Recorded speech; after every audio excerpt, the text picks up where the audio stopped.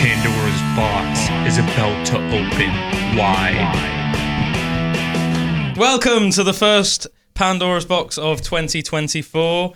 Ladies and gentlemen, that track that played us in today was A Daring Angel by Lorenzo Bozzoni. Christopher Redjam sent me a message and said that Lorenzo wanted a track played on Pandora's Box. So there you go, Lorenzo. We've obliged you. Very nice to play your track. Was it described as something like neoclassical prog rock or something? But mate, I appreciate that. That's cool. Really cool. Yeah, certainly appreciate how different it is. But yeah, everyone, it's a brand new year of PB stuff. Already got some cool stuff in the works. Got some good guests lined up just for this month already. Next week, going to have Alan Thrall on. He's one of the biggest guests we've had so far. So people that don't know who Alan Thrall is, he's like a strongman and gym owner and metalhead and former US Marine from Sacramento, California in the United States. Cool. He's a really, really cool guy. He's sort of skyrocketed to fame because of his like YouTube channel, like primarily. And he's one of those guys that he just puts out good content. Do you know what I mean? Like, he's not the biggest like quote unquote fitness YouTuber. He's not the strongest one, but he is super consistent. He puts out ridiculously good content. And he comes across as one of the reasons I've liked him. Not only does he have a great sense of humor, but he comes across as like having like a lot of like integrity and stuff like that, you know? And funnily enough, we were just talking about somebody else like this, but you know, and you can tell he's without sort of sounding like super cheesy, I think he's like a good role model for his fellow man. Do you know what I mean? Like, you could tell seems like a solid like husband, father, good businessman, good gym owner. You know, he's just one of those guys that he's got everything pretty sorted, you know? So yeah, it'd be awesome to have Alan on and just So that's next week, isn't it? That's literally next week, yeah. So, you know, Alan's got a cool story. Whether you know him or not, whether you've heard of him before or not, it will be an awesome episode. As I said, I've been following his YouTube channel since about 2016. But there's loads I'd like to know about him if he's up for sharing. You know what I mean? Usually when we have guests on, I like to sort of ask them sort of their life story and that. So I mean, it'd be interesting just to see, you know, what his upbringing was like, and you know, when he even just like stuff like, you know, when did he first get into like metal and what was the first metal band he got into? Do you know what I mean? Even just stuff like that, I'm like pretty excited to ask him and stuff like that. So yeah, that'll be a really cool episode. But today it's just a good old fashioned myself. Good old fashioned knees up. Just good old fashioned knees up, mate. You know, I've got my decaf coffee here, freaking rocking out. I got my Lady Grey. I got my water. Baby, yeah, got a Lady Grey. So yeah, we've got some cool stuff. We've got a plethora of topics to talk about today. You could even say, good old fashioned one. Yeah. So cheers for everyone that always tunes in on a regular basis. We do appreciate every single one of our listeners / watchers, and as I say, we planning for 2024 to be sort of like the best year yet for PB content.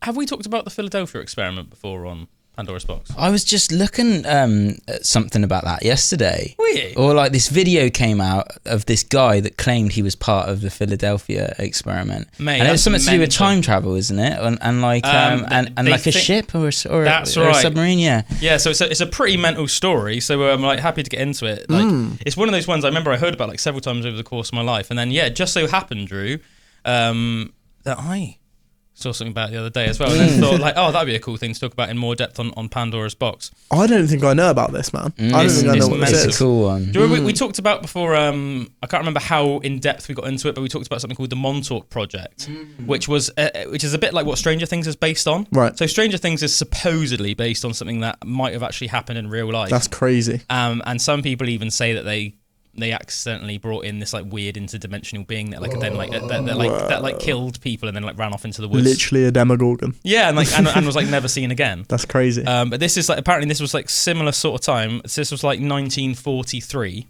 The US governments were experimenting with something that was called unified field theory. The idea behind it that fundamental forces like electromagnetism and gravity could be affected or amplified with the generation and manipulation of significant amounts of electricity that could cause objects to become undetectable, not just to radar, but to the human eye.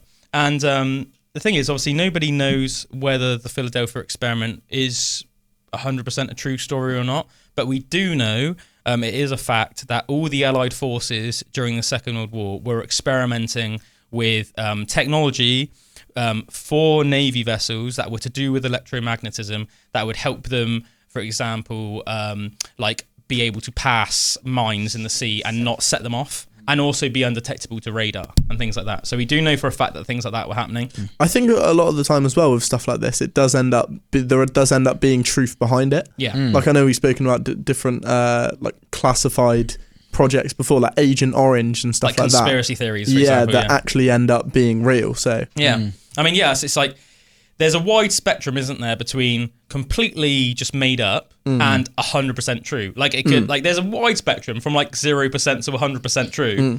You know, so. But I'll tell you basically that the facts, or supposedly what happened in the Philadelphia experiment, and you can sort of make up your mind from there. It's an intriguing story regardless. Even if it is just a story, it's a cool story.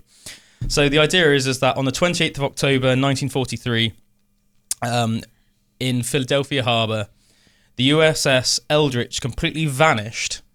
Eldridge. Yeah. It's like Eldridge, not Eldritch. But it's funny because when I first heard that as well, that's exactly what I thought. I was like, Eldritch. Hello. Yeah, and it's interesting. Apparently there were other ships that were like docked nearby, and they said that they were on board their vessel, and what they saw was like they described it as like a green vapor started like emanating from the vessel. And then the USS Eldridge like suddenly completely vanished. Whoa. Damn. And then it was gone for like a minute and then suddenly just came back. What's even like, and apparently this was accidental as well. So they were trying to make the vessel disappear, right? Both for like, you know, I guess for like, yeah, like so it wouldn't be detectable by any military systems and stuff. But what apparently was a complete accident was it didn't just like disappear or go invisible for a second. It actually was accidentally transported several hundred miles away. So apparently there are ships that report that out of nowhere, the USS Eldridge suddenly appeared, and then like for a minute, and then disappeared again, and then it reappeared back where it originally was.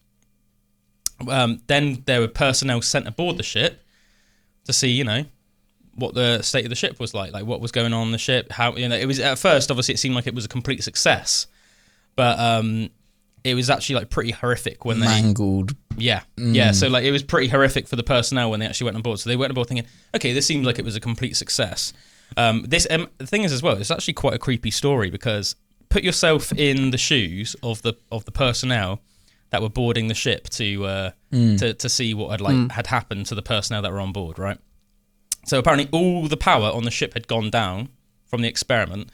So obviously on Navy ships like that, below deck, it can be quite dark and dreary, you know, especially if all the power's gone down. And if the further you get down into like the hull of the ship and stuff, the darker it's going to be, the less windows there are and stuff like that. So imagine that all the power's gone down. You're going through. Apparently it was so dark they had to light like lanterns, you know, like torches. It wasn't like Victorian times. They had torches on them. And yep, they were sort of, as they further went down. At first they found the ship's crew in like a varying sort of, in different varying states, but like quite like a scary mixture of states. So apparently some of the crew were unconscious. Some of them were like frozen still, almost like in a creepy way. Like they were literally like just like frozen in time. Just like, whoa. And like just like completely unresponsive.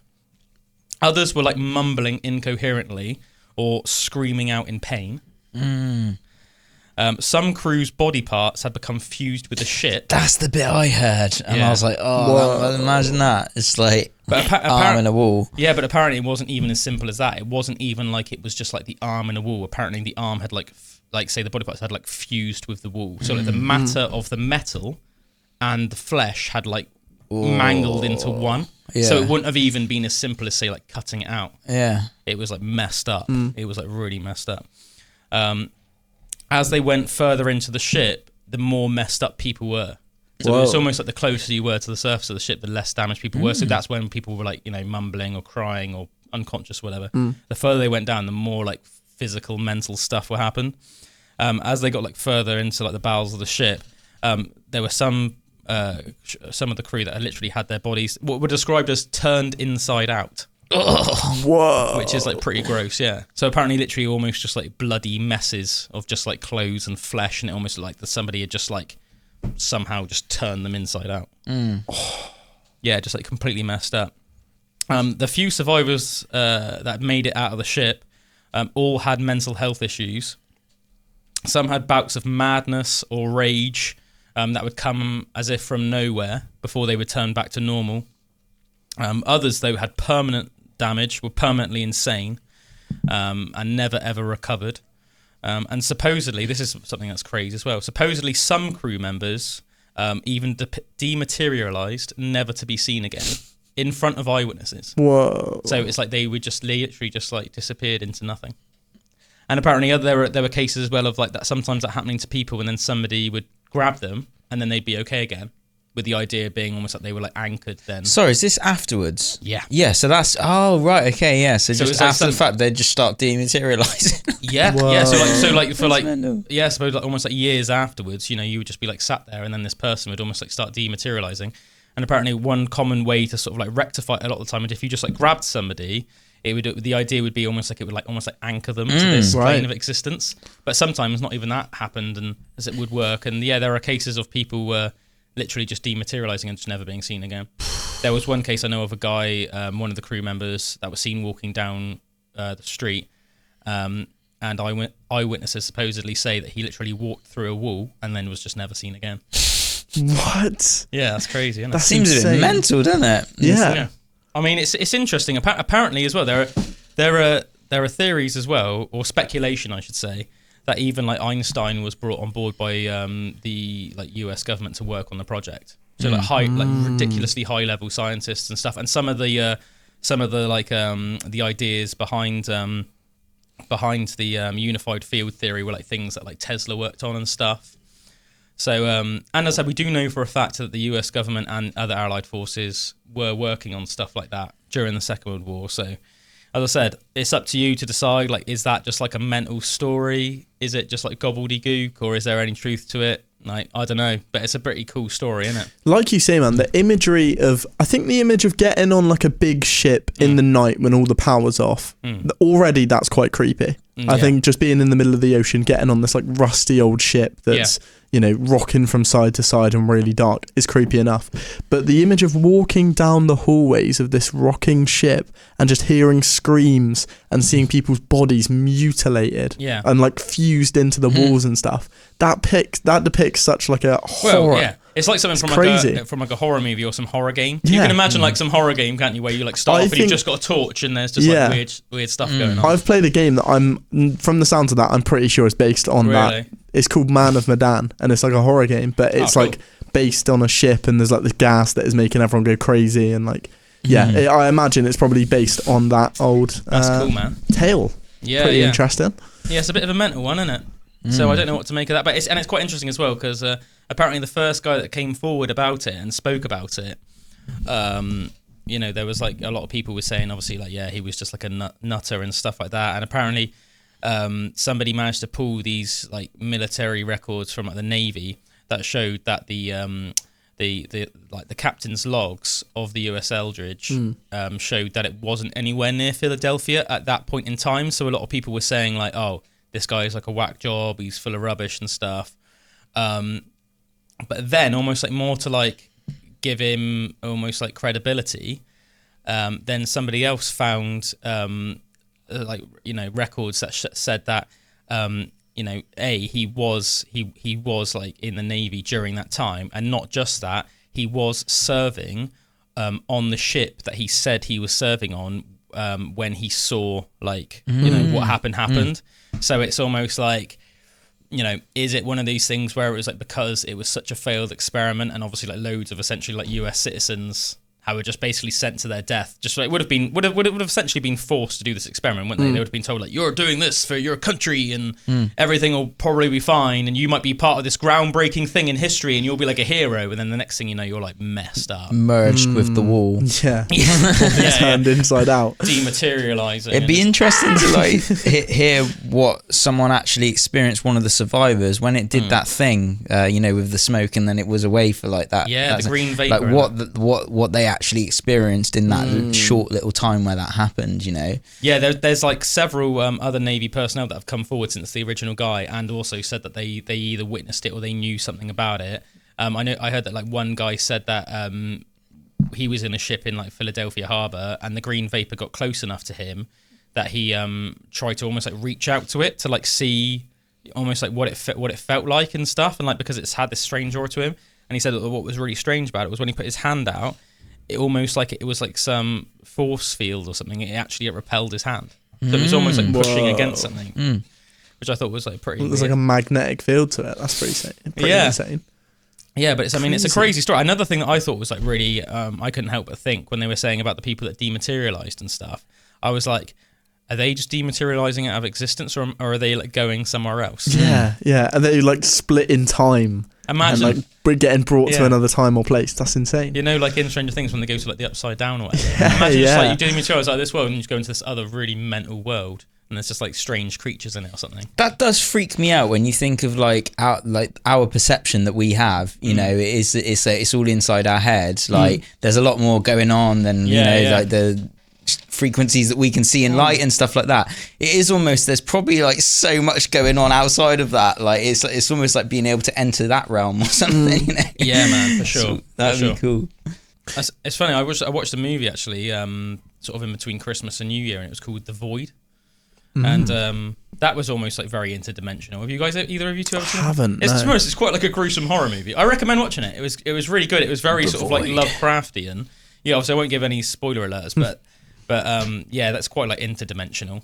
Like at the end, there's like at the end there's they sort of go into like a different world and stuff, like a different realm. I'll tell you what, guys, we're gonna take a little a break a second, but we'll be right back. That was a brand new single by Honey Buzz. You recorded them, didn't you, Drew? Yeah, that was fun, and they did that song as well. Yeah, they did that song in like a little live session. We've got like a little studio over at Rubus House, which is like our other place of work, and yeah, Drew and Chris Redjam and our friend Luke Chard Maple did like a little live session with them. If there are any bands listening that want to do a live session with us, then get in touch. It'd be a cool thing to do. Obviously, it's easier to do sort of like acoustic stuff, but I mean, Honey Buzz, they had like a full, like normal setup, electric guitars, bass, drums and stuff. So yeah, we just do it without the amps and just in with like kind of computer generated amps, and it's almost like a headphone party, but it still sounds really good and like full band, like electric drum kit and everything. So yeah, man, check out sure. Honey Buzz Aspen Weight. Just put that in on YouTube and you'll be able to see the video.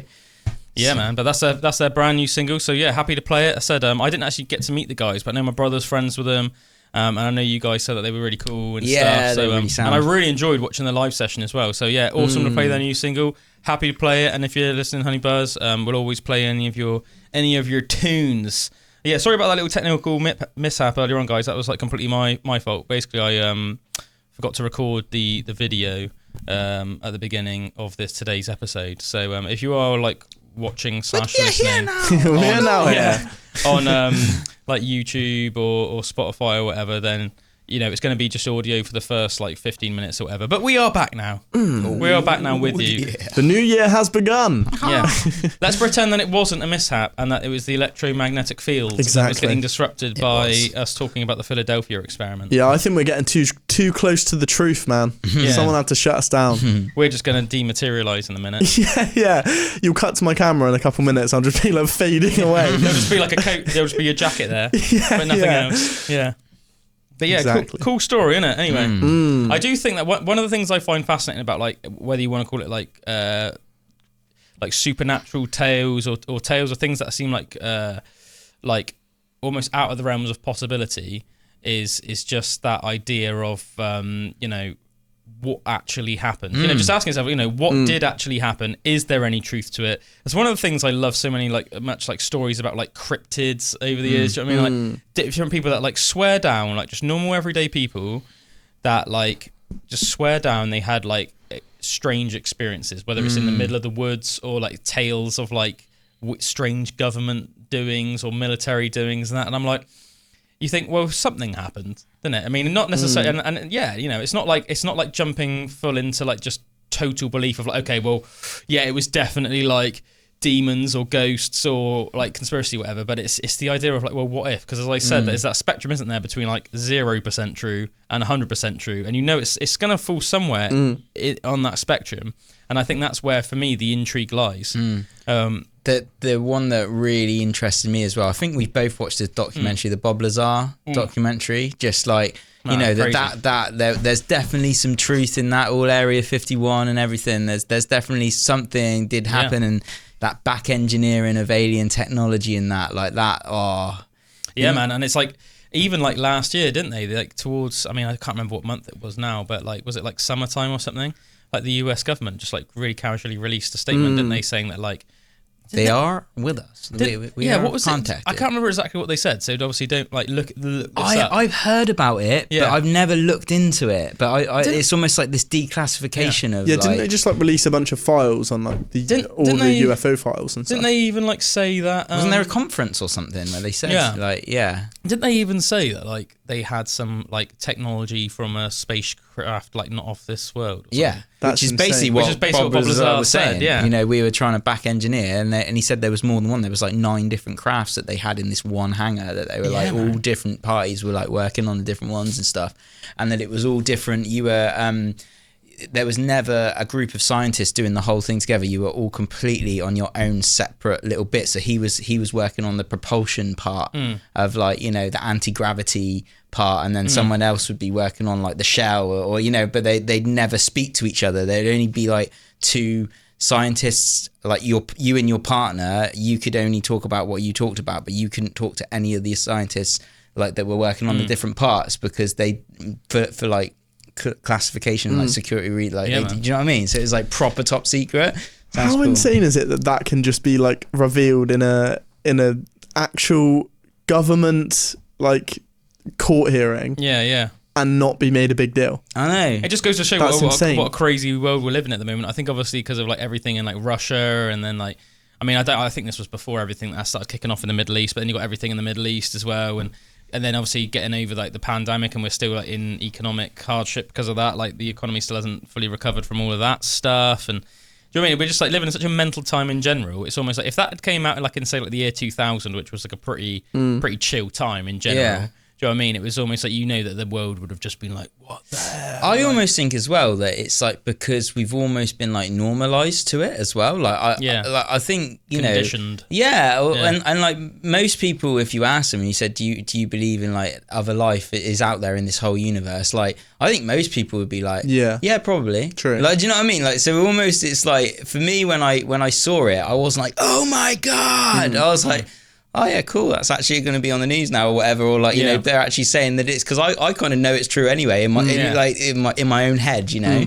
Yeah, so like, I mean, it's been for quite a few years now. I've thought like to myself, like, I can't remember exactly when it was, but I remember I at some point over the course of like the last decade, I made the switch from I don't think probably aliens have visited this world too. Yeah, I think probably aliens have visited this world. Do you know what I mean? And I made that switch, and it's almost like the more time's gone on, the more I've just been almost like convinced of that. Like I wouldn't ever like, you know, say obviously it for sure, because I think, you know, to say that you did know it for sure would be a bit of like an outrageous like claim. But I just think all the evidence seems to me that it was. Even the fact that say like you know, let's say that assuming that everything with say that Bob Lazar documentary on Netflix, you know, that came out. I'm assuming that sort of everything on that is true. Do you remember that even that bit like during the documentary where he's like talking about everything, and then there's like the FBI like just raid his house? Yeah.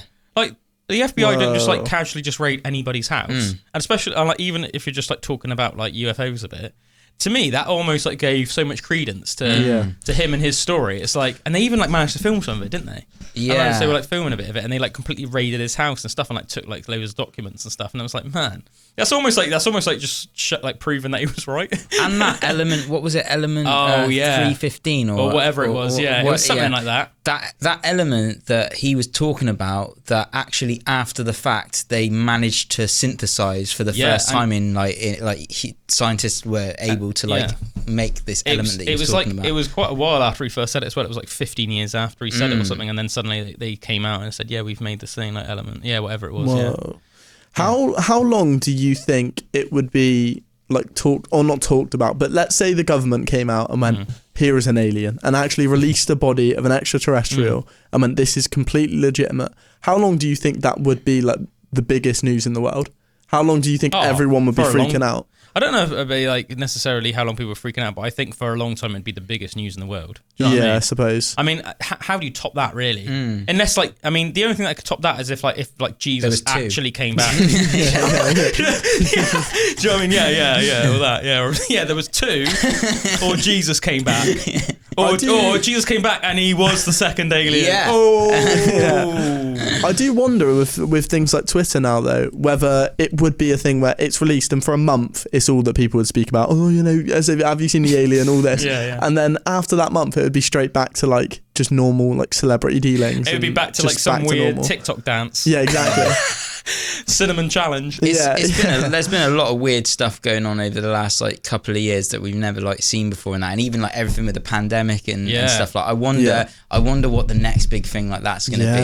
Like it's almost like I think that's like desensitized people to now to like of like these big like blanket government things that can happen of like everything is closed down and stuff like that, and like, or do you know what I mean? Like I don't know. Do you reckon like the next time something like that happens, whether everyone will like comply again, like mostly, I think it's much more like, or it's kind of open? You might just be like, actually, we're not going to do that. And, I think that say like at the beginning of say like the pandemic and the coronavirus thing, I think it seems like to me that there wasn't as much reason to like not trust the government. I think I think everyone should obviously always take every case as it comes and stuff, but like I think that on the whole people were like, okay, well we have good prime ministers, we have bad prime ministers, we have good presidents, we have bad presidents, blah, blah, whatever, but on the whole we can probably trust them, whereas I think now it's more like no, we probably can't. And I also think as well, I think that governments in general in the West have been getting worse and more corrupt. I think you see it with like Justin Trudeau in Canada. Like Canada's like a pretty freaking like horrible place to live nowadays. Yeah, it seems like a real like proper like police state now, doesn't it? Or ridiculous. Like, have you heard that there's like and apparently cutting out of people's banks and everything, like they're thinking of doing that. Basically, it's like if you don't conform with the government's like views, they will cut off your bank account, right? Which is insane. That is insane. Also, apparently they're considering cutting off, basically making it incapable of Canadian citizens to listen to like things like podcasts and stuff, because they basically want to police what Canadian citizens are listening to. That's seeming very Chinese. Or like North Korea. Yeah, it's like North Korea. Yeah. You know how like in North Korea it's like a crime for you to leave your country. That's almost like it's like a crime. It's like literally a crime to leave your country in North Korea. And like the internet, for example, is a crime. You know, it's I think they have like intranet, which means it's like you can sort of get internet, but everything's like policed, isn't it, by North Korea? It's like through a filter, so it's not like when we can go on Google and just look at whatever sources we want. But yeah, man, like Canada, I mean, it's a shame, literally technically still part of the Commonwealth. Had like British monarchs on their dollar bills and stuff. We speak the same language. We think of them as like our cousins. But yeah, it's like almost like a dictatorship now. Yeah, it's like borderline a dictatorship in Canada. You can see Did the push people for that love him at one time? Justin Trudeau, because I for some reason didn't realise he was like a bad character. I always sort of thought he was like a good character for some reason. So I wonder whether at one point there was a huge following to get into power, I suppose. Like politics, politics, mate. Those changes, that seems like crazy. But it seems like there is more of a push for that to be happening, kind of like all over the world. Police state, like. After COVID, and you think, will that happen again? Because I feel like there's going to be another thing like that happen again. Like we're seeing so much weird stuff in our lifetime. Like even from like when the whole thing with the Twin Towers and that, and like we've seen some like crazy big changes in this world, technology and that, and it just seems to be like AI. AI, like all these massive things that are happening, but there seems to be this push towards this like kind of like this control like state thing. But then I'm like, will people, is it there's that happening, but there's also people becoming more aware and realizing that they want to live in a different way and stuff. So it's like they both seem to be like happening at the same time, but I feel like we've seen that much crazy stuff. I'm just like waiting for the next thing now. Like, do you know what I mean? Like, what's going to be the next one? It seems like really weird as well, like the way that the sort of like society in the West is going. Because on the whole, for example, like there seems to be like crazy like violent riots all the time. You don't really see like police doing their job as much, and it seems to like like London's crime is awful. There's loads of crime in all of our like big cities in Britain and stuff, and it seems to be like it's becoming more like an unsafe country to live in. but then on the other hand, we're also far more policed in other ways. So you're far more policed in terms of like your freedom, digitally, how much money you have digitally, like stuff like that. If you speak, you know, like blah, blah, blah, blah, blah, like actually like a real democratic way of life. But then on the other hand, it's like, you know, it also seems to be more dangerous in terms of like, you know, you can see some like shocking stuff online of like things that I say have happened in riots in London and things like that. And police are literally there like watching it and they're like just not doing anything. Really? And it's like, are they scared or like what is it? But it's like, man, like there would have been a time when it's like, you know, if you obviously just crossed a certain line, then you would have just been arrested. And to me, that almost like that's good because then you're setting a precedent, aren't you? You know, you're setting a precedent like, right, this is the line, this is the bar. If you go over this line, then you're going to be arrested. And if we all know that, then it's a deterrent to do that thing. And that's what it's like in countries like, say what you want about them, but like, you know, if you see like all the Saudi countries and stuff like that, and you know, like Kuwait and all those countries, it's like, look, if you cross the line, then there will be repercussions. And as you know, like funnily enough, we were talking to my Uncle John about it yesterday, weren't we, Bullwinkle, a bit? Like he lived in Kuwait for a long time, and he said, look, it's not like crazy. It's not like you're living in fear of like breaking the law, because you're always given like a warning. Like say for example, like public displays of affection are like it's like against the law like there, right? But it's the same rule for everyone, regardless of who you are. So it's not like it's like corrupt or anything like that. And you know, he said that he remembers this woman that got arrested for public display of affection while he was in Kuwait. But he said, but the police came in and he warned her she was being like really like flaunting it on the beach and stuff. And they said like, you know, like, oh, can you stop that? That's like against the law in this country. And she was like, whatever. And you know, she was like being a bit mouthy and stuff like that. Was she an English lady or like? I can't remember what kind of nationality he said. I can't remember if he I said. think she lived there. Yeah, I think she lived there, but I can't remember if she said that she was American or English or French or something. But and then she just like was almost like rude, and then flaunted it again, and then they warned her again, and then she just kept on doing it, and then they freaking arrested her. Do you know what I mean? So it's not even almost like I think they're as aggressive as it could be potentially made out, but it's like basically they have rules, and it's to keep the society like decent, you know. Not everybody, you know, sometimes there are kids around, sometimes there are elderly around. In your own house, not everybody wants like, not everybody wants to see people like, you know, having it off on the beach at midday. You know, sometimes, especially if you know, certain people could see that as like being very inappropriate. Like, we're quite a barbaric nation of people in some ways. Do you know what I mean? We've still got that Celtic, Saxon, Viking DNA where like we know that if you're walking home on a Saturday night from your favourite place, you might go down an alleyway and have a little smooch and see someone having a bit of like doggy style up against the wall. Do you know what I mean? or like just randomly having like a wee. Yeah. Do you know what I mean? And that's like, I mean, that is sort of part of normal British culture, but to some cultures they would find that like pretty repulsive. And mate, I get that. Yeah. And you certainly wouldn't want to expose. And they've got that agreed. This is the rule because this is how we want to see our society. You do what you want in your own house. Yes, like, and that's what they're very much like. That's what they're very much like. Like you know, and it's like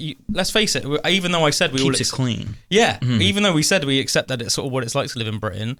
Let's face it, you certainly wouldn't want to expose your child to that, would you? Or like, you know, or you wouldn't want like the thought that, say, like your grandparents might be walking home and they might see that or something. Not that like everyone's grandparents are like innocent little bunnies. Let's face it, they've all did stuff when they were younger and that. But even so, you know, it's a bit like, I don't know. So in the West, like we're saying, a lot of people now are more cynical.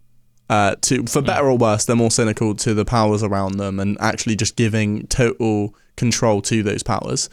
What do you think it would take for people, you know, the government and the police to gain that trust back and maybe have people lose that cynicism a little bit? Well, I think for a start, for the government to do a better job, you know, because I think I don't think they've been doing a particularly good job, have they? And it's like, I think that they're coming across as like greedy liars. You know, they think you need to have like some honesty and stuff like that. And I mean, just look at the parties in COVID, for example, for an example of that. Yeah, exactly. It's double standards, hypocrisy. And I think that the police are being seen as not doing their job. I think that they're seen as almost like, you know, it's not, you know, it's almost like a lot of police officers nowadays are almost like too scared to do their job. That's what it seems like. I mean, my Uncle Dom, who we've had on as a guest on the pod, he literally quit the police force because he said, you know, he'd been in the police force for like 25 years. And he said he'd like seen it go from like something that he was proud to be in into something that he like needed to get out of because of how awful it was. You know, he said it's like, and you know, it's like, even stuff, and it's a common problem in this sort of like day and age as well, but it's like super politically correct and it's super sort of like woke even, do you know what I mean, where like, you know, people are promoted more on like diversity, you know, trying to like tick boxes on terms of like diversity and that, rather than like promoting people that have like done really like good deeds, you know, in the force and things like that. And just really sort of corrupt, you know, and you could get like in trouble for doing something which like 15 years ago you would have been considered like you doing a good job, you know, even things like that, you know. So I think it's just the whole, like, a lot of the system is just a bit messed up right now. Yeah, 100%. I think as well, like going from being in a bit of a bigger town to then like, you know, Ludlow, bit smaller, and you know, kind of just looking at when you first asked that question, it just made me think of like when you go into like smaller places. And this this whole idea of like shops and that are more like local and where things are more like a community, I almost think like the tendency for us as humans is to like all like kind of like help each other and that. And like when you've got a little community of like not like a massive city, but like, you know, like something smaller, like self-governance almost becomes a natural part of like people playing their role in like society and stuff. And it's almost like you get these huge, massive top-down government things that is like all this control in that. And I almost like if we like spread out a bit more and was more just like in control of our own stuff around us, there's almost not the need for a lot of these massive things that people are really disagreeing with, and this control that is like they're trying to like kind of put on everyone, and it's got to be like this, it's got to be like that. If we had kind of self-governance and everyone had their own part in like what they were doing, then people would not have the need for that as much, I don't think. And it's like you wouldn't need to trust like what do you know what I mean? It's like, but it's a common philosophy. I know that Jordan Peterson's talked about it before, where it's almost just like the further away you get from where you are, the less of an incentive it is for whoever is in charge to actually generally take care of your best interests. Yeah, and it's not even need to. And it's not even necessarily like a malicious thing. It's just almost like it's like a common sense thing. You know, it's like, say it's up to you to take care of the welfare of people that are living, say, in like Halifax. Well, we live in frickin' Somerset, so we're so far away from Halifax that how do we know what's best for the people in Halifax? And have we even got the time in the day to then almost like research that and make sure that the people in Halifax are actually having a quality of life? Do you know what I mean? Whereas if you put governance to somebody that lived in Halifax, they would have the incentive to make sure that the people in Halifax they want the have best a good for life. their community. Yeah, do you know what I mean? So it's like it's sort of like it's quite simple. It's a simple philosophy, isn't it? But I've heard Jordan Peterson talk about that before, and the idea of, you know, that's almost like that one big, almost like controlling government, and why it just doesn't really work. And it's not necessarily even because anyone's got like this like malicious intent. It's just like it just doesn't really work. Yeah, no, it just doesn't really work. You know. But yeah, it's I have no idea. How do we even get onto this topic from talking about the Philadelphia experiment? From aliens to COVID to trust. yeah.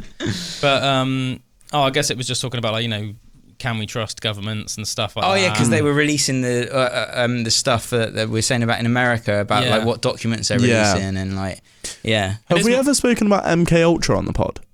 I think we have, haven't we?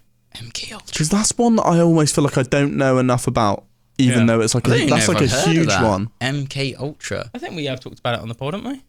I don't know. I'm not even sure we have. I know the one that where the CIA like the acid experiments when they were like trying to do like the mind control and that kind of stuff. I think that is MK Ultra. Is that MK Ultra? Yeah, MK Ultra is like the mind control one where they just took loads of people and tried to like almost control people. I'm sure we've talked about it on the pod before. I'm sure we have. It would make sense that we have. That's another thing that Stranger Things is like based on a little bit. Yeah. You know. Telekinesis, Kyle. Yeah, like taking people and giving them like acid and stuff like that, and stuff to like see if they could like develop powers and stuff. MK Ultra was an illegal human experimentation program designed and undertaken by the US Central Intelligence Agency and intended to develop procedures and identify drugs that could be used during interrogations to weaken people and force confessions through brainwashing and psychological torture. That's insane. Yeah, I'm sure we've talked about it on the pod before. How would they get the people for those experiments? Would they have been criminals or volunteers? I think Charles Manson was apparently supposedly one of them. Right. I have heard that. Yes. There's I can't remember if it's. I don't know if that's like a fact or if that's like speculation or like a theory or whatever. But Yeah, apparently he was one of them, and you could say even that might even explain the way that Charles Manson turned out, couldn't you? I think a lot of them were like, I think some of the people they used were like drug addicts, and some of the other people they used were like homeless people, Right. and things like that. Just from my memory, I think some of them were like kids though. I mean, I don't know where they got the kids from. Some of the freaking scientists might have even used their own kids, man. I know that might seem crazy, but I think that might have even been the case. I have watched like things about it before, like, but I mean, you know, it's going back along, innit? You know, I can't remember exactly all the stuff on it, you know, all the intricate details, but yeah, pretty crazy. I say, like, going back to sort of like cryptids and stuff, one of the cool little stories that I was like sort of like hearing about recently, and yeah, again, it's one of those things that I'd like heard over the years, but it was the Dover demon. Have either of you guys ever heard of the Dover demon? I have not. It's just one of those cool little cryptid stories. That I'd like heard a couple of times over the years, and it took place in I'm just trying to think where it was. I think it was a place called Dover, but not Dover in the UK, in Kent. It was like, I think it was like Dover, Massachusetts or something like that. Right. In America. Obviously a lot of places in America, especially on the East Coast, they've got their names taken from basically like UK names and stuff, because people often just because people that moved there, maybe they lived in that place, so whoever named it would have almost like named it like whatever. Home away from home. Yeah. But yeah, it was just one of those little cool stories, and I always love stories like this when it's like, if it's just one person on its own, you're always like, come on, man, you know what I mean? It's probably like, you know, seems like it's probably like a hoax or something. But when there's like multiple eyewitnesses that all have nothing to do with each other, but I think literally over the course of just 2 days, I don't know, I can't remember what decade this was. I think it was like the 70s. There were like people reported like driving along the road like really late at night in this place, Dover, Massachusetts, and just saying that they saw this like weird little creature like walking along the side of the road. Like there was like one, I think the first person that rang into like the police and stuff said there was like this weird little creature like on all fours, like on this wall, like looking at them. And then they rang up and were like, yeah, I just saw this weird creature, and it wasn't like an animal and it wasn't like a human. Whoa. And then the police were like, okay, whatever.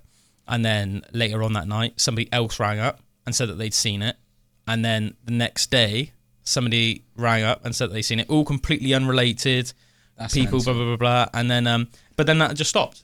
So it was like this weird 2-day phenomenon. Whoa. That definitely a lot of people saw, or different people saw and rang in. And I'll tell you what, I mean, you're literally, your imagination could run wild with this one as well, because you can see the police, this is another cool thing which adds credence to it, in my opinion.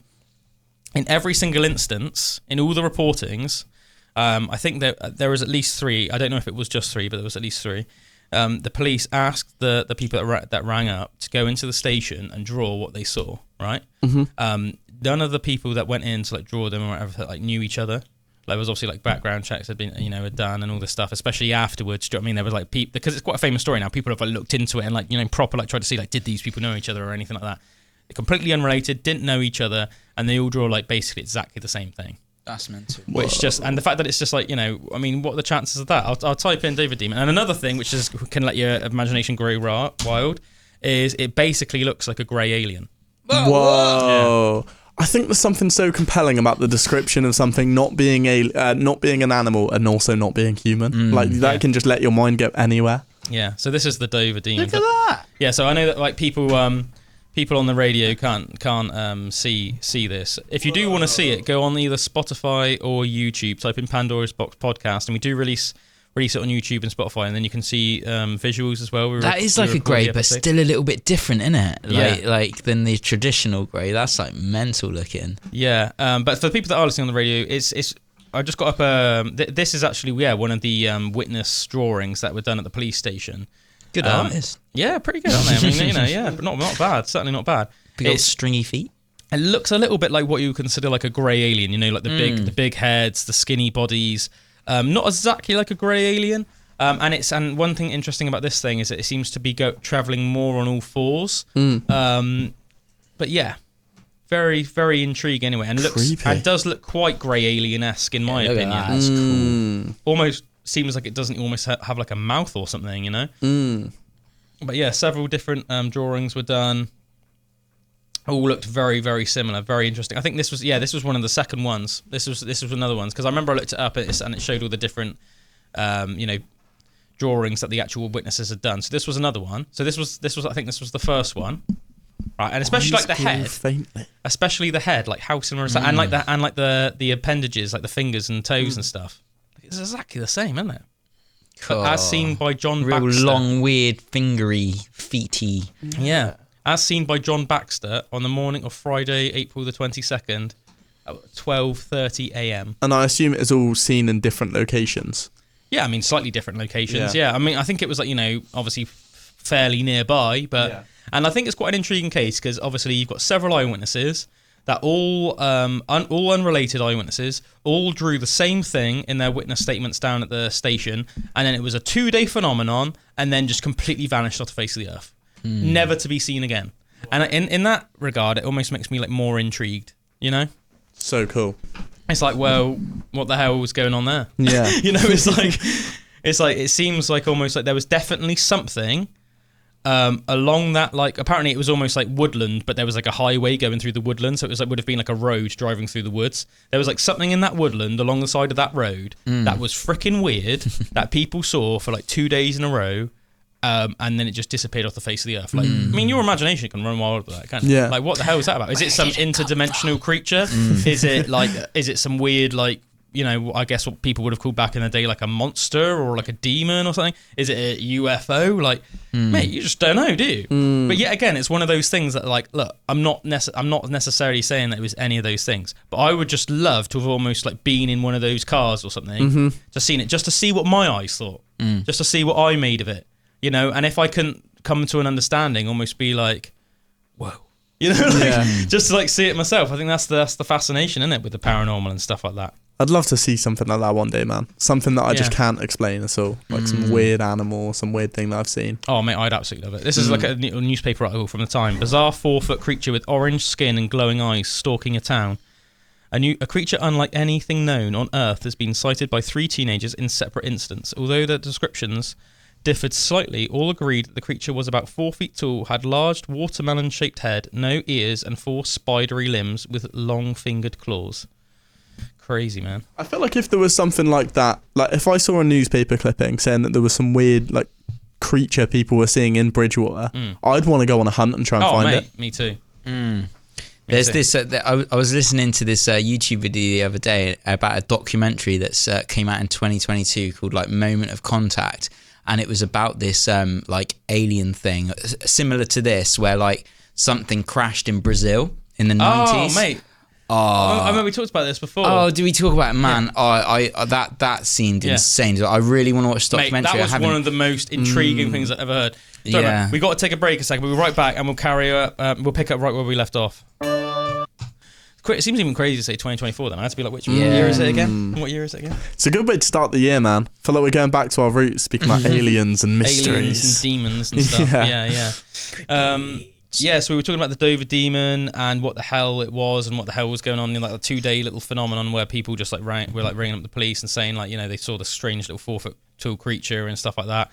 And then Drew was going on about that crazy story in Brazil about this madness. Apparently, this like was it like a vehicle crashed or something? Was it like that? Yeah, and there was these two. It was 2 beings, like the 2 little beings, and it was a group of Wasn't school one of them kids. supposed to be alive though, or something? They were alive. So one of the school.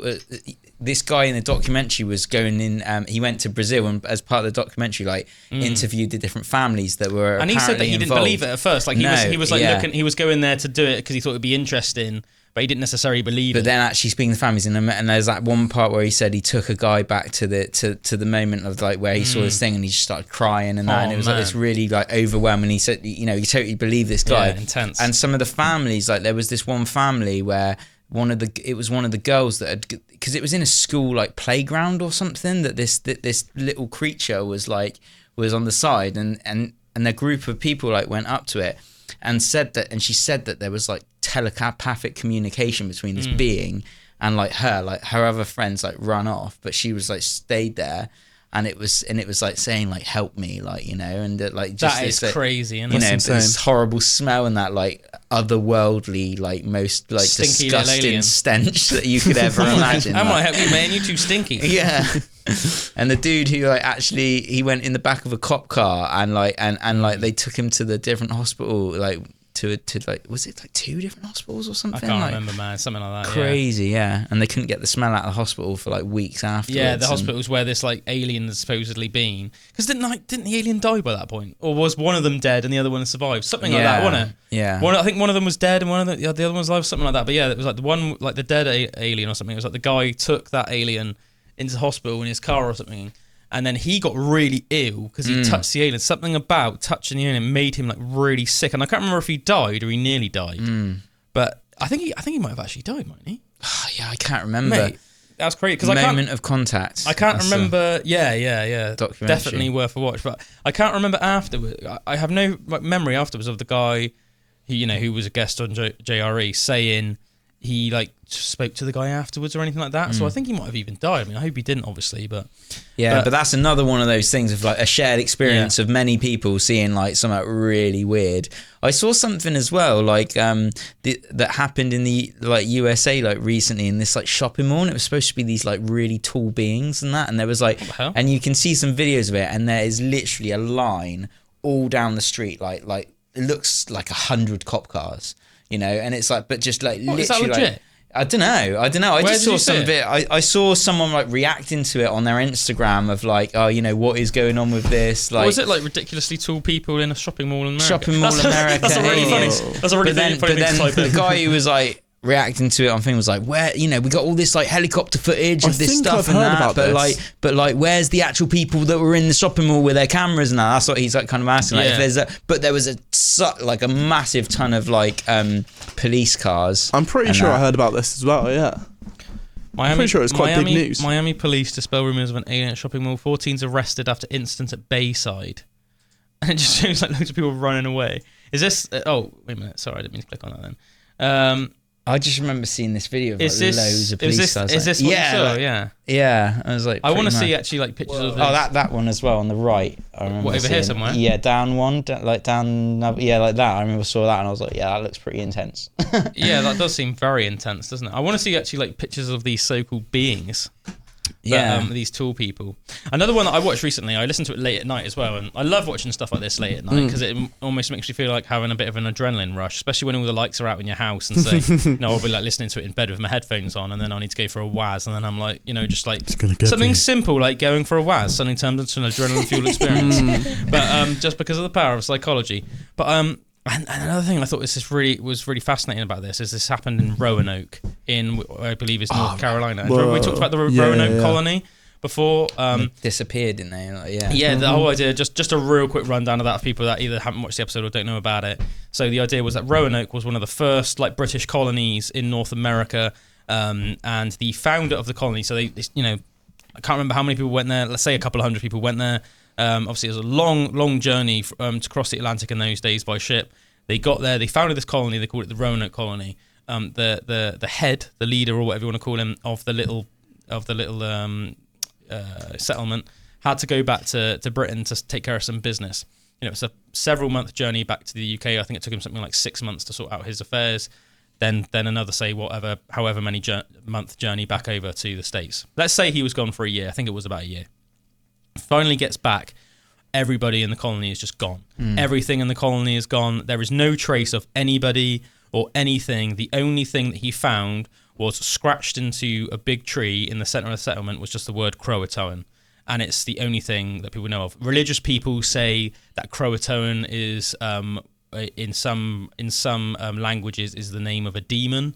There's different theories, but there are some people that just say, after the guy left, maybe they were all killed by Native Americans and the women were taken as like slaves and stuff like that. It's a bit of a mystery. We just don't really know. Either way, I thought this story was really cool. A, because this happened in Roanoke, which makes you think, is there some sort of connection there to the original Roanoke mystery? And B, I just thought, you can watch this on YouTube. It's one of those, like, I think it was like a US program. And it's one of those things. It's like almost like craziest stories, basically of like people in America, like things, the craziest things, and it's like, people maybe they're just lying, maybe they're just making it up, but a lot of these stories, there seems to be, often like more than one person says the same thing, so it's like, well, what is going on there? And yet again, it makes me just think I'd have almost liked to have been there. I mean, at the same time, maybe not if it was real, because some of these instances... Because you could not be here. Yeah, because let's face it, some of these instances seems like pretty freaking horrific. Yeah. And you can tell like some of the people when they're recounting them are seeming like emotional. Like it was like the most distressing... It was real to them. Yeah, it was like one of the most distressing things that they've ever experienced in their lives, if not the most distressing thing that they've ever experienced in their lives. But it was this couple. And I think their name was like something like... I don't know. I did make a quick note of it on my phone, so I'm going to check. I don't think they said their surnames because they didn't want people looking them up. That's it. David and Lisa. It was this couple called David and Lisa, and they're from the States, but they were doing a bit of traveling and they were doing a bit of camping around parts of the US that they hadn't been to before. So they were going through North Carolina, and that's where Roanoke is. Mm-hmm. And there's this like swamp in Roanoke, and they were like, right, we're going to go and we're going to camp out near the swamp. And they said it was like getting dark. They were just been traveling. They'd been traveling in the car like all day or whatever. And they said, and it was like strange. It was like strange that the closer they were getting to this place where they were going to camp, they said that they were like passing houses, and there were like people outside the houses that were like giving them weird looks and stuff like that. And they said they just got this like weird freaking vibe, like this strange vibe from the place, and it seemed like a lot of these people outside the front of the houses almost like giving them like strange and dodgy looks and stuff like that, and seemed a bit like on high alert. And he said, and then they got to like where they were going to pitch up their tent for the night. And then the one of the rangers came by in his like pickup, and they said that he seemed like super jittery and super shifty and like on edge. So the guy, like David, went and spoke to him and was like, "Hey, all right, like Ranger?" And he was like, "Yeah, like what are you guys doing?" And they're like, "Oh, we're just like traveling around the States, like just camping in different places and stuff like that. Probably going to camp for the night." And apparently the guy was like, "Don't really recommend you do that. I'm going to go home, and I'll be back in the morning, but I don't recommend you do that." And apparently then just like freaking just bolted it off in his pickup. And apparently like David and Lisa were like, "What the hell?" And it apparently like super freaked them out, especially Lisa. She said that she was super freaked out. They said there was this weird like the atmosphere, like the energy in the air just seemed like charged. Mm-hmm. And they just did not feel comfortable, and they just had this weird feeling of like almost fear, and then mixed with like the weird people giving them the weird looks and stuff on the way there, and that they were like, okay, yeah, this is really, really strange. And they were just like, apparently Lisa was like to David, like, I don't really feel comfortable like camping here. It's like it's like eerily quiet, like there's something strange is going on. Like where like can we just get in the car and leave? And he was like, oh, okay, yeah, okay. So anyway, they got in the car. Apparently as they were going in the car, he was like, okay, we need to find like the nearest town then. We need to find the nearest town to go and find like a motel or something or a hotel for the night. So she's like looking up and like, she's like trying to find a place. And as they're going down this like big, like, yeah, they're going down this, yeah, again, this almost a bit like with the Dover Demon story. They're going down this like long road, and it's like in between almost like this like swampy sort of forest, this like swampy woodland on either side. And it's like super late at night by this point. And they find out that the nearest town is like a couple of hours drive away, and they're like, oh, it's a couple of hours drive, but I mean, what else can they do? Like, they basically decided they're not camping tonight, so they're just going to have to make the drive, and they're just going to have to go there and try and find somewhere in that town to try and sleep for the night. Anyway, as they're going, he's like looking at her because she's got the map out, and she's like talking to him about stuff, and anyway, he's maybe not paying as much attention as he maybe should do, and suddenly they feel like they've hit something, right? So he stops the car, and she's like, oh yeah, you might have hit like apparently he was going to like drive on, was just like, yeah, I'm just like, screw this, I'm just clicking my drive. But she was like giving that feminine touch, she was like, if it's like something that you've hit and it's still alive, then you're either going to have to go and check to either like put it out of its misery or like put it in the truck so that we can like take it into town to see if it can be saved.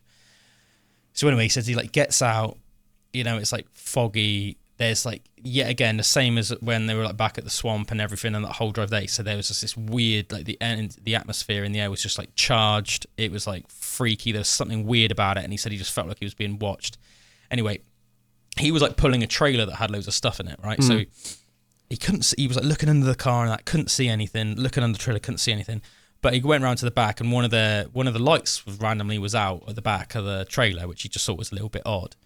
And he said, as he was just sort of like looking at that, he could hear like some rustling at the side of the road. Like he said it was only about like 30 yards away, which isn't like that far really. He said he started hearing like some rustling and almost like, like almost, when when you could almost like hear say somebody walking through the woods or something like that. And you can just hear like a little bit of like snapping twigs and rustling, a little bit of that. So he hears that. Anyway, and he says he looks over, and he said that he saw what he described, right? And apparently he was quite like an outdoorsman, this guy. He said that he'd spent a lot of time in in the outdoors and in nature in various parts of the US. So, he was used to like, American wildlife. And he said, take it for what he will. He might just be like doing bravado. But he said that he was always comfortable in nature and never felt scared in nature, even if he was camping in a place with like bears and wolves, right? Anyway, he says he looks over and he says he saw what he can only describe as like what he first thought was like a weird looking wolf. And he said, and it was like looking at him. And he said, but what was like strange is it had these like big yellow eyes, which looked like nothing he'd ever seen before. And he said, and there was like something off looking about it. Like it didn't look like a normal wolf, but like the closest thing he could say, like it looked similar to, was a wolf. And he said, it had almost like ears like a German Shepherd. But he said it almost looked in some ways more like a German Shepherd than like a wolf. But it looked, the closest thing to like a wolf. And he said, and he was like obviously freaked out enough as it was. And he said he pulled his gun out of his like holster. Lucky that he had one on him. But he said, and then he was like, then was just like completely like his jaw just like hit the floor, because he said he heard what sounded almost like bones like snapping and cracking, but then what he thought was like this weird looking wolf then suddenly like got up and stood back on two legs, and he said that it's the torso was like this like I had like this muscular but lean torso with like ridiculously long arms, and he said, and it was literally about like 7 foot tall, like standing on the hind legs. Aww. And he said, and then it was just like looking at him like and snarling. And he said, and then as if that wasn't like bad enough and like freaky enough as it was, he then like heard something to the right and then realized that there was another one like stood like behind. And he said that he turned to look at the one that was on the right of him. And then when he looked back, like to his horror, the first one was like approaching him. So he freaking shot the creature. He said he shot the creature, and he said it landed in the creature's shoulder. And he said it like recoiled back. But then he was like super horrified to see that it just sort of like got back up and started like slowly walking towards him again. He said at this point, his like Mrs. Lisa was like, what's taken so long? And she was like freaking out. So she had like partially got out of the car. And was like, David, is everything all right? And apparently he was just like, get back in the car. He freaking sprints back to the car, gets into the car, freaking, and just like floors it. And she's like, what's wrong in the car? And apparently he said that he knew that if he told her the truth of what he experienced, that she would be like, like hysterical. So he just said to her, I saw like a weird looking animal. Like I think it might have been a wolf, but it was like a strange looking animal.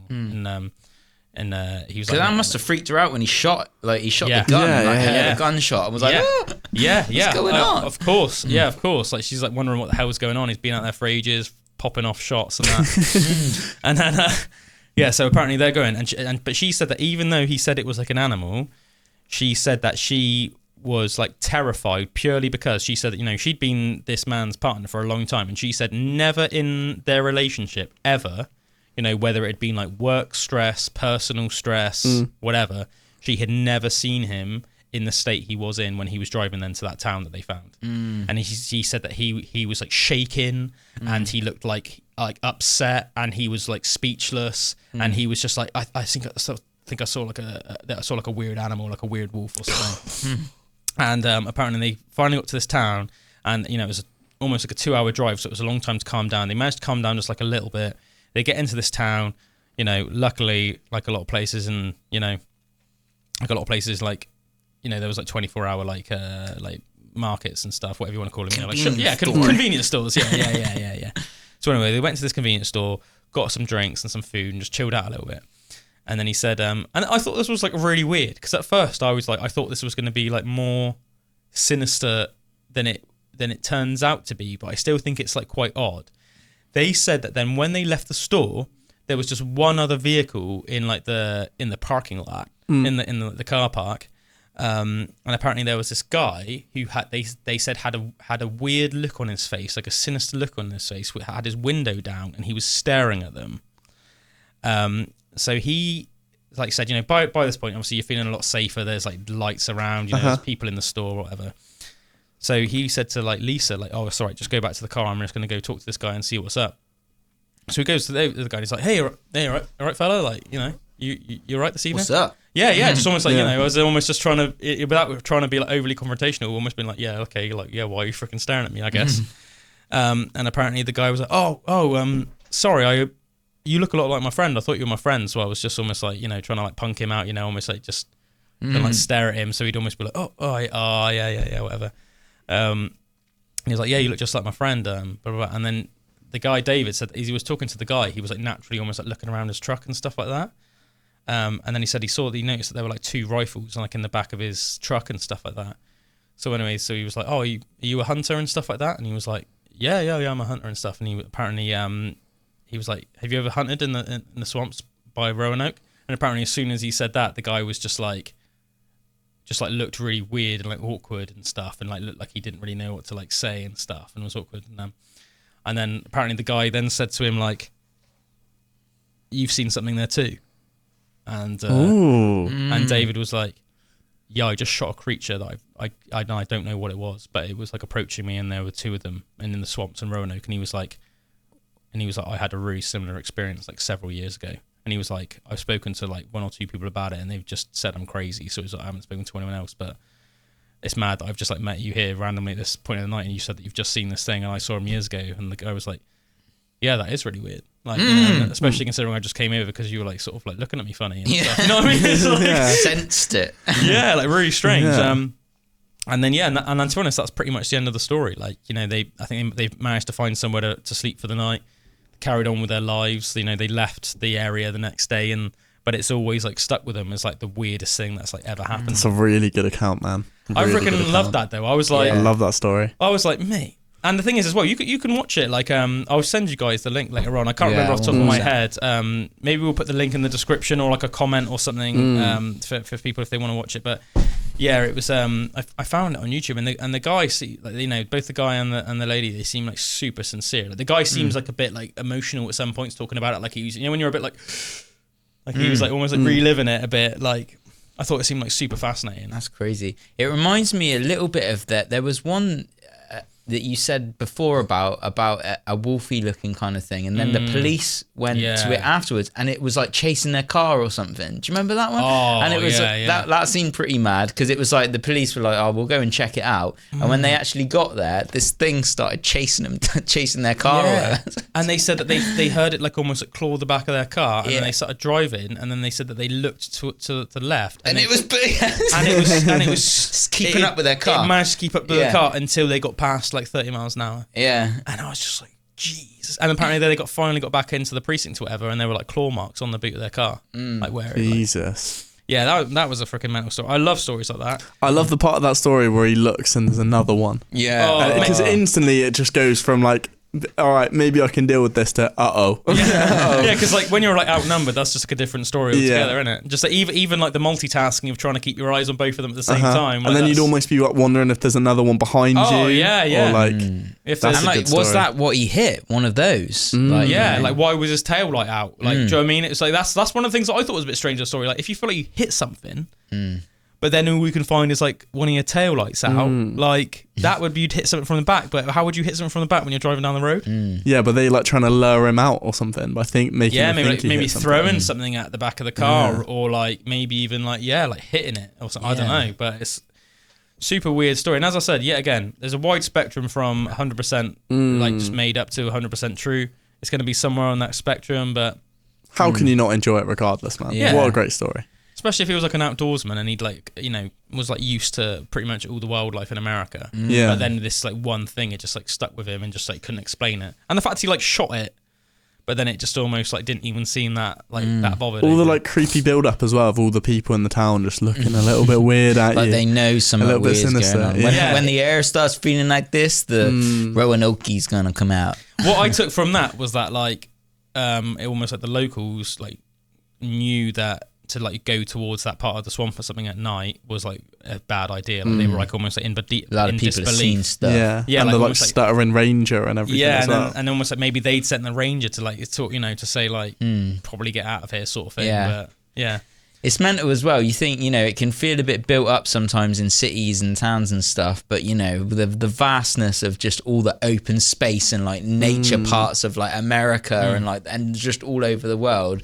These things could be running about, man, as their own little clans and stuff. Well, I can't remember how many hundreds of like I think it's like hundreds of millions of acres there are of just like forest stuff. Like I'll quickly look it up in America, but it's like insane.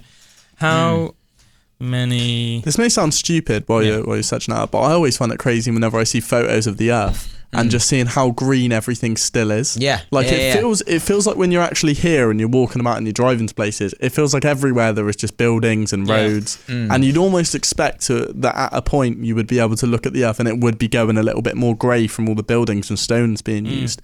But it's still just like a complete green. Like you can't see cities and stuff from outside. Yeah, from like space, which is pretty cool. Well, it's because all of our settlements tend to be very like huddled together. Yeah. And then suddenly you should have these massive huddled like centres, like ant colonies, and then there'll just be like ridiculous amounts of wilderness. But apparently there's 111,889,002 acres of wilderness in the United States. That's crazy.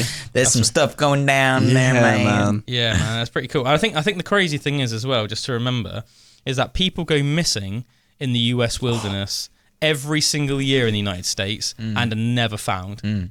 And like, no traces. A lot of that could be wildlife or whatever, but when you then mix in how many stories there are of like strange cryptids and that, as I said, they could all just be that. They could just be stories, but also it's intriguing enough for me to just be like fascinated by it. Yeah. I'm just like the South American jungles as well. Like they've got a lot of stories of like 20-foot pythons and cryptids. Well, not even that. Well, because at least we know true. It's anacondas, not pythons in the Amazon. But they do have a python problem in Florida, though, aren't they? But they're an invasive species. Pythons are like native to like Burma in Asia. But have you guys heard of that kid that went missing and got found? Like recently? No. There was this kid. This is like quite big news recently. That a kid and his like mother went missing quite a few years. I think it may have even been like a decade ago or something. Yeah. I know. I did hear about this. Hear about this. Yeah. So don't quote me on any of this. He went missing from Britain and then turned up recently, didn't he, in like some European country? What was literally, it, like Austria or something? The story I heard was that he was being parented by his like grandparent, his grandmother, because his mother'd gone a bit like crazy. Bit cray. And then one day she'd taken him and taken him out to the wilderness where he was living with a bunch of people out in the wilderness, like completely cut off. Yeah, but like in a different country. Yeah, exactly. In a completely different country, just disappeared one day. And then recently he was just found hitchhiking. Yeah. And a guy like let him in his car and was like, well, why are you like by yourself, whatever, Yeah. And apparently he just told this guy's whole story about how his mother had taken him out to the wilderness and in this weird raised him with this weird community that are completely shut off from the humans. Yeah, and he escaped. And apparently there's so many weird details as well. Like apparently he knew his grandmother's phone number, which I found pretty insane because he's a young kid. I don't think that's crazy. He's a young kid, and if I was like 7, if I was like 7 or 8, I wouldn't know. I don't even know my own phone number, so I wouldn't know my nan's 10 years later. I think the reason why you might not is because of your age. Me and Drew grew up in a time like a lot of people would have done. But that kid is my age. That's what I'm saying. Is he your age? I'm pretty sure he's like not far off my age now. I was going to say, to this day, I know that 451227 is like your right because it was you took your number from North Street with you. Your mum did. And I had to call up that number when I was a kid. I said, Drew remembers my parents' number. That does make sense. Like things like that. It's like, I don't know, if you're saying he's your age, then like I can see why that would seem strange to you. But I know a lot of people's telephone numbers. Right. And it's from my childhood. It's not from my adult life because we don't need to nowadays. I've all saved on my phone. Yeah. That's why I don't know anybody's mobile numbers off by heart. I can imagine if something crazy happens like that though, and that's as well, and that's almost like you've got to make yourself remember almost. Yeah, that that may be your only way out. That's your only connection is your gran, who was looking after you. Like, it's mad though that they literally, his crazy mum took him to in this like weird off-grid community or something. I think it was like completely shut off from the world. I want to look about this. This sounds in like the middle of nowhere. For literally like 20 years or something. Yeah, that's like a long time, isn't it? It's insane. And he finally made it out. Isn't he like back in the UK now, and he wanted to like go and live with his grandmother again? Yeah. I'm pretty sure he's like, because the first thing he did was like phone his grandmother and tell her that he's still alive, because she'd like heard nothing. She didn't know where he'd gone or where his mother had gone and stuff like that. One thing I think is fascinating about that is that after all of those years, to be fair to him, he must have like a lot of mental strength, because you'd think that you would just get like Stockholm syndrome after that amount of time, especially if you were taken when you were really young. You know that whole idea behind Stockholm syndrome, where it's like if you're taken captive by somebody, but if you're like living amongst them long enough, you'll just naturally almost like adopt their ideologies and their way of life, and then just become one of them. Do you know what I mean? So it's almost like you'll go from always being a prisoner to just being one of them. Like there's like, you know, and there's so many cases of that like throughout history. It's quite common. It's called Stockholm syndrome. But the fact that he, through all of that, almost like he took his chance suddenly then like so many years later and then escaped. Finally gonna escape. And then it was like, no, actually I still want to live with my grandmother. Like, that's quite crazy, really. Yeah. Wants to like adopt himself back into the Western world, which is pretty cool. Yeah. The other thing I saw, you know, the thing I said earlier I was going to bring up about in New York. Right. So at the moment, this was big news at the time of us recording this yesterday that I saw. And do Jewish people have synagogues? Is that right? Yep. Yeah, so a synagogue was like torn down in New York City because they'd found that all the people, like the Jewish people in there, had been building underground tunnels across the whole of New York. Really? Yeah, and this is like an actual, like, so try and see if you can search it up, man, because I don't know the specific details behind it. This is all still very like fresh information from when I've seen it, but you've seen the videos of them taking out like all the stuff that was in the tunnels and people going underground and like recording it, and apparently they just had this whole tunnel system going through underneath New York City, going through the synagogue. There are a lot of tunnel systems under cities, and especially older ones. I suppose New York's like a bit newer, so I can like but old. The video I saw was pretty like crazy, of like the police like tearing it down and everything. Secret tunnel discovered in Brooklyn synagogue leads to brawl between police and worshippers. Footage shows a group of people shoving officers, tossing wooden desks and scattering prayer books, with one officer appearing to deploy an irritating spray at the group. I think that's what I saw, but I don't actually know. I haven't like really heard what was going on down there or anything, but I just saw like the videos that were all kicking off of it being a huge trending topic. A group of Hasidic Jewish worshippers have been arrested after a brawl broke out between police and those trying to defend a secret tunnel in a historic New York City synagogue. Footage shows a group of people shoving officers, tossing wooden desks and scattering prayer books, with one officer appearing to deploy an irritating spray at the group. The city launched an emergency structural inspection on Tuesday after the tunnel was discovered at the Chabad Lubavitch World Headquarters in Crown Heights, Brooklyn. Motti Seligson, a spokesman for Chabad, said a group of extremist students had secretly broken through the walls of a vacant building behind the headquarters, creating an underground passage beneath a row of office buildings and lecture halls eventually connected to the synagogue. The property's manager brought in a construction crew on Monday to fix the damaged walls, leading to a standoff with those who wanted the passage to remain. Those efforts were disrupted by the extremists who broke through the wall to the synagogue, vandalising the sanctuary in an effort to preserve their unauthorised access. All right, what? So is these? I'm a bit confused. It was from one place to the synagogue. It's like a. It's almost so they could get in, like without. But it says these extremists broke through the wall to the synagogue, vandalising the sanctuary. Yeah. What? So like they made a tunnel to the synagogue so they could damage the synagogue. Ah. Do you reckon that's what it's supposed to be? I don't know. Maybe it was just in protest. It reminds me protest of what? Like them. Trying to not let them have their secret passage anymore. Yeah, I just don't get it, because when it says like those efforts were disrupted by the extremists who broke through the wall to the synagogue, vandalising the sanctuary, like a Jewish person in an effort to preserve their unauthorized access. Yeah, but a Jewish person wouldn't vandalise a synagogue, would they? These are extremists. Yeah, but do you think they would even be more extremist in their religion? No, true. If that was the case. I'm just a bit confused by this. A police department spokesperson said officers were called to the building on Monday afternoon to respond to a disorderly group that were trespassing and damaging a wall. Trespassing. Yeah, again, do you know what I mean? It's like, if they were Jewish people in the synagogue, they wouldn't be described as trespassing. I don't know, I'm a bit confused. Video shot by witnesses showed police confronting young men standing in a hollowed out space inside a brick wall. Police said 10 people were arrested for criminal mischief and criminal trespass, and one for obstructing government administration. It was not immediately clear when or why the tunnel was constructed.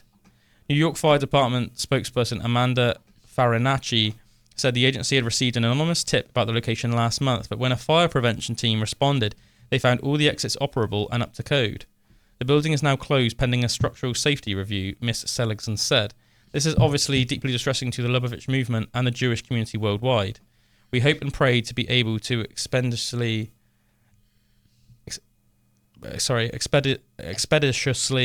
restore the sanctity and decorum of this holy place. The building, which features the Gothic revival facade and was once home to the movement's leader, Rabbi Menachem Mendel Schneerson, draws thousands of visitors each year. I'm a little bit confused. I'm a bit confused as well. The more I'm reading it, the more I'm getting. At first, I thought you meant that like the Jews had built like a secret tunnel system. That's what on Twitter I was led to believe. It seems like it was from somewhere to the synagogue. It seems to me like the synagogue out. That's what I thought. It seems to me like it might almost have been like some an infiltration. Almost like maybe to damage the synagogue from the outside in or something like that. That's what it seems like. Maybe. Do you know what I mean? But I think at this stage it doesn't seem like we have enough. Yeah, it seems like outside in rather than inside out. Yeah. It reminds me a little bit of what country is it in, like Turkey, that there's loads of tunnels under the city? Yeah, is it? I think Malta and Turkey or Cappadocia. Yeah. Cappadocia. Man. That is insane. There's several in the world. Yeah, they did find loads of underground tunnels and like basically they found like an underground city in Turkey. Yeah, and it's literally enough to hold like 4,000 people for up to 2 weeks. Yeah. And what they were saying is it was like the reason that they did it is, but like all the asteroids that were hitting and everything, and that like they were saying it's because of that Younger Dryas thing where there was like getting these bombardments of like asteroids and that was causing all of this crazy disruption on the Earth, and they would know for a period of time at certain times they would need to go underground and literally to survive that. Whoa. And that's what it's kind of like. Almost like bunkers, but like on an extended. Yeah, like where you'd have to stay for a long, or in ancient times where you haven't got as like what we have now, like almost like we're gonna have to live down here for like a couple of weeks. Like, how are we gonna make it work? But it looks really cool. Yeah, it's almost like an ant thing, isn't it? When you look at the. Was it like that one? I know there's like been several stories like this over the years, but it wasn't originally found because one guy was just like doing something in his basement or something like that in like his cellar, and then just like found a passageway. Was that a Knights Templar one or something? I think that was another one like that. But I think this one might have been like similar, the one I'm thinking of, and then they just suddenly found literally like a city. Yeah, and I'm saying like, can you even imagine that? That's like something from like Indiana Jones or something. Do you know what I mean? It's not something from like real life. Those ones, the tunnels as well that they found, and they were like, "What the hell is this?" And it was like giant sloths of South America as well. That looked pretty mental. And some people even reckon that there might be like a very, very small population of them still alive today. That's what I find crazy. Because apparently, I can't remember where it is. And actually I do remember where it is. Apparently it's in Upper Peru. Which is quite interesting because obviously you've been to Peru. I don't know where in Peru you went, but apparently in Upper Peru, I can't imagine you would have went there because the whole idea about Upper Peru apparently is it's like impenetrable. Right. Like humans just literally just can't even get in there. Apparently the only way you can get in there is like by helicopter. And so is that like the Andes Mountains kind of thing, like somewhere up there? I'm not sure, man. I just know that they said it was like Upper Peru, so like North Peru, I guess. But apparently there's like an area of North Peru, like Upper Peru, as I heard it described as, that is impenetrable to humans. Unless you go there by helicopter, and even then, it's like really weird and dodge. Wow. And they said that some people theorize, that there might even be like a small population of giant sloths still living there. And apparently, it's really interesting because apparently in like ancient human artwork, I'm talking like back in like cave people times, there's like images drawn on almost like throughout Peru. And I think some other countries in the Amazon as well that depict giant sloths. So it's like they obviously saw them. I hope they are still alive alongside them. But if they got found, that would be like a mental thing. Because you got to bear in mind, like the biggest ground sloths that used to live, like Megatherium, was like the size of like it was either the size of or almost the size of like an elephant. That's insane. So are these supposed to be bigger than that? No, they'd be about the same. I mean, I guess, or they might be a bit smaller. Yeah. But either so, like either way, like that's still insane. That's so crazy. And you can just find all throughout Peru. You can just find these cave systems, and it's like, and it's just like you can still see the claw marks on the wall and everything. It's almost like a bit freaky. Like if you didn't know anything about it, and say you were just like, and you just found it, you'd almost like you'd think, what have I just stumbled into the cave of? Because they've got like giant claws, man, and you can see the scratch marks on the wall, and it would seem like scary. Do you know what I mean? You'd be like freaking out, man. So cool that there's a possibility they could still be up there. Yeah, man. I hope there is. Yeah, it would just be cool just to think. I like the idea that there's like some parts of the UK still that are like, the UK. Sorry, not the UK. Definitely not the UK. Yeah, but some parts of the small. world that are like still almost unpenetrated. like unpenetrated. Yeah. Yeah. Virgins of the world. The virgins of the planet, that we still haven't managed to penetrate. Oh yeah. Yeah, man, crazy. Crazy. Absolutely darn gone Absolutely crazy. crazy. Bring back the giant sloth. Oh yeah. Bring them back.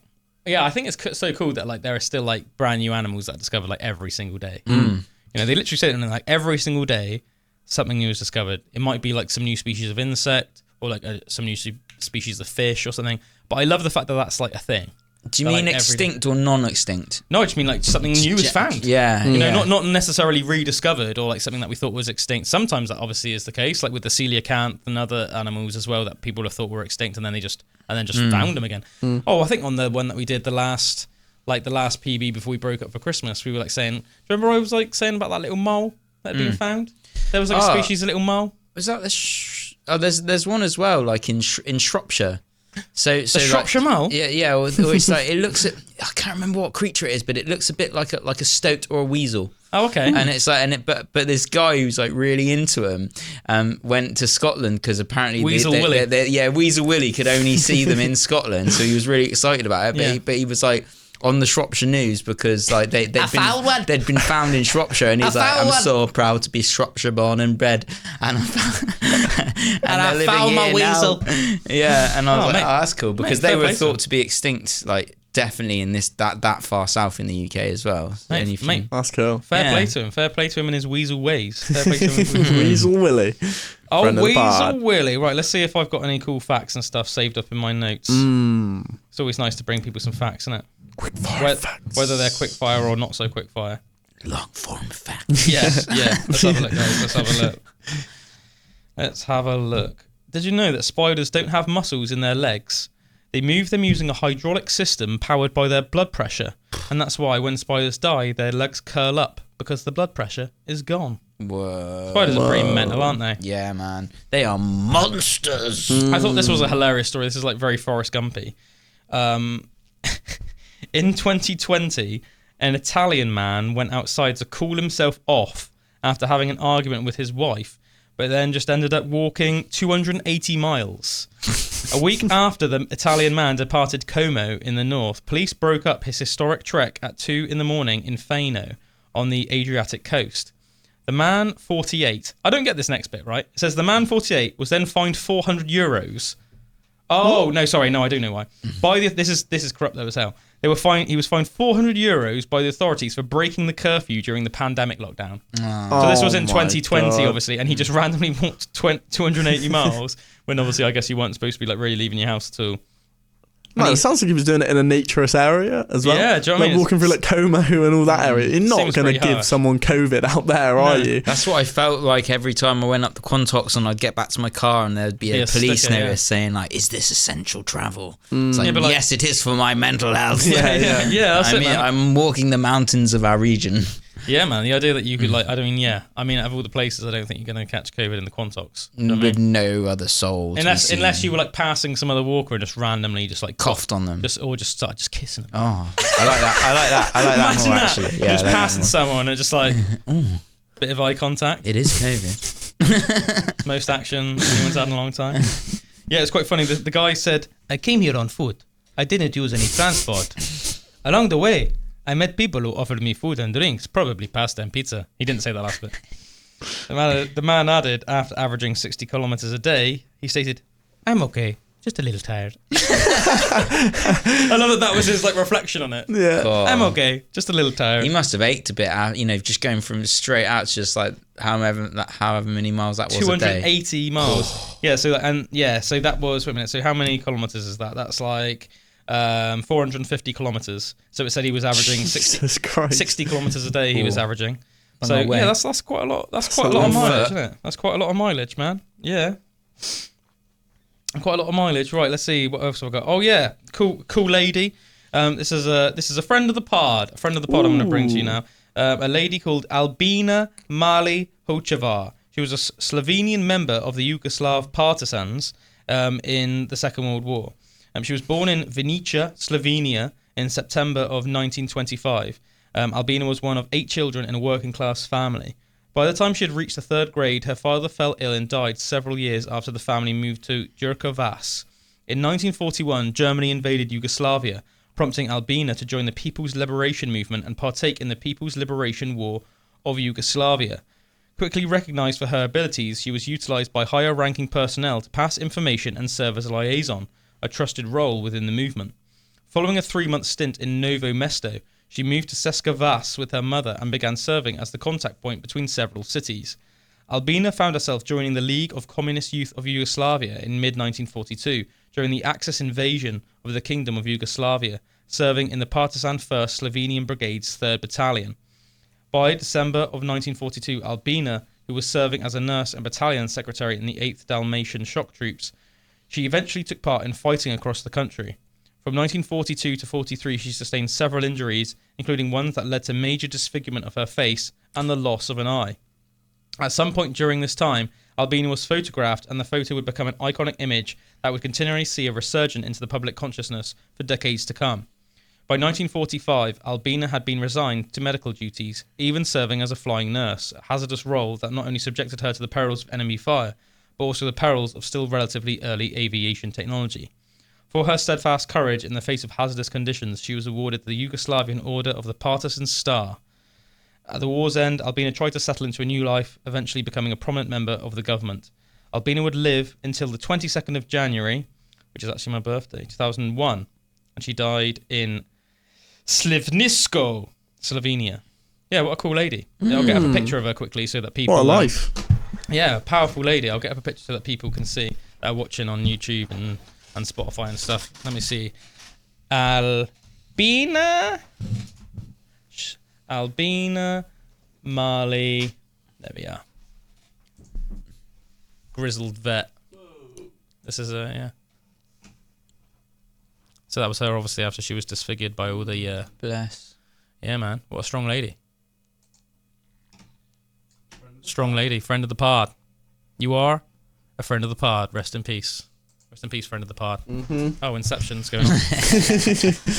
Yeah, man. So that's another little quick fire fact for you there. In 2016, a Chinese woman got each of her 20 boyfriends to buy her a newly released iPhone 7. She then sold them all and used the money to buy herself a house. Man. Fair play. Man. 20 boyfriends? Yeah, that's quite a lot, isn't it? Go in. It's mad to think that 20 iPhone 7s can get you a house. Yeah, that's what I thought. That is, yeah. Do you know what I mean? I mean, I guess it probably means... I mean, do you reckon that means a deposit on a house? Or do you think it actually means a house? It's like the Very Tinder small swindler. house. You ever heard about that guy? It's like a guy he matched with like hundreds and hundreds. I think they made a Netflix documentary on it. Oh, really? You like matched with like loads and loads of people and then like basically like tricked them into all sending him money. And then he just got like really rich off it. That's mad.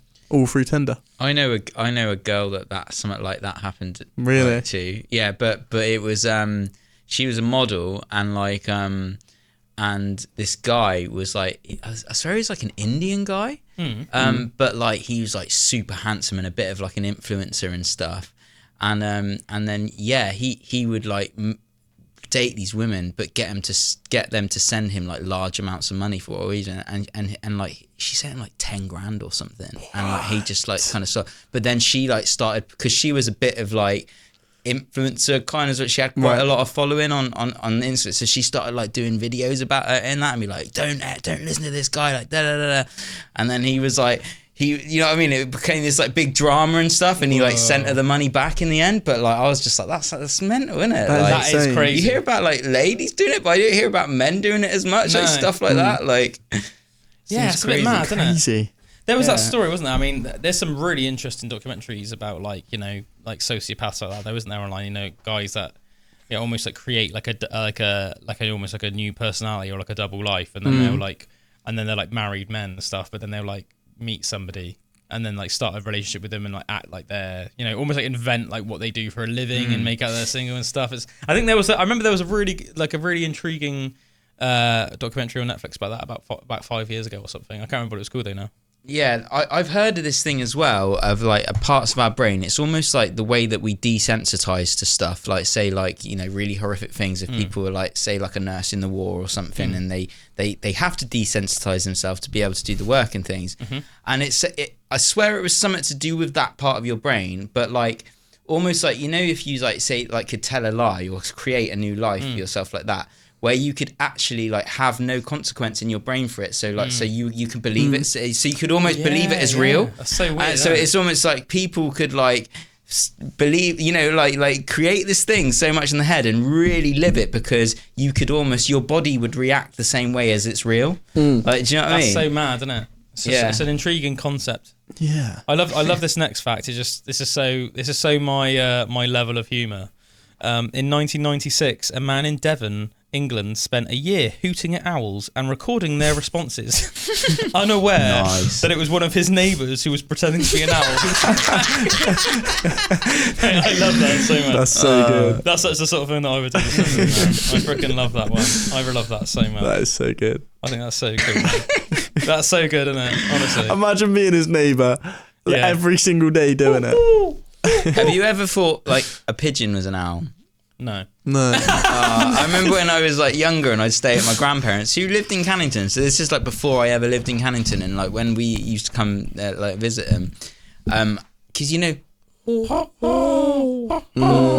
when I was younger, I thought that was an owl, and my granddad would always say, "Yeah, that's the owl that lives in the garden." Do you know what I mean? So I'd do that and like have a chat with a pigeon, and then one day realised it was just a pigeon on the fence, like, you know. Sometimes when it's a full moon, I'll at the top window I'll like howl like a wolf.